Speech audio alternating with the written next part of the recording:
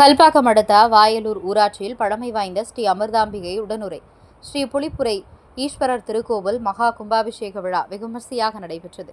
செங்கல்பட்டு மாவட்டம் கல்பாக்கம் அடுத்த வாயலூர் ஊராட்சியில் பழமை வாய்ந்த அருள்மிகு ஸ்ரீ அமிர்தாம்பிகை உடனுரை புலிப்புரை ஈஸ்வரர் ஆலயம் சிதிலமடைந்த நிலையில் ஆலயம் புனரமைக்கப்பட்டு புதியதாக ஆலய விமான மண்டபம், மகா மண்டபம் மற்றும் விநாயகர், முருகர், தட்சிணாமூர்த்தி, லிங்கோத்பவர், பிரம்மா, துர்கை, ஆதிநாரா, அகத்தியேஸ்வர், சண்டிகேஸ்வரர், பைரவர், நந்தீஸ்வரர் மற்றும் நவக்கிரக சன்னதிகள் புதியதாக கட்டி முடிக்கப்பட்டதற்கான கும்பாபிஷேக விழா கடந்த திங்கட்கிழமை காலை கணபதி பூஜையுடன் முதல் கால யாக ஓமத்துடன் மகா கும்பாபிஷேக விழா துவங்கியது.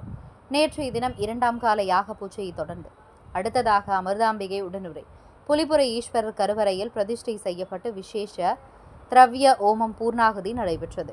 நேற்று மாலை 3ஆம் கால ஓமம் யாக பூஜை, இன்று காலை 4ஆம் கால யாக பூஜை நடைபெற்றதை அடுத்து யாகசாலையில் வைக்கப்பட்டிருந்த புனித நீர் உள்ள கலசத்தை சிவாச்சாரியார்கள் மங்கள வாத்தியம் முழங்கம் கோவிலை சுற்றி வலம் வந்து ஆலய விமான மண்டப கலசத்துக்கு மூலவ சிவபெருமானுக்கும் புனித நீரை ஊற்றி பக்தர்களின் ஓம் நமச்சிவாயா கோஷம் முழங்க மகா கும்பாபிஷேகம் வெகுமரிசையாக நடைபெற்றது.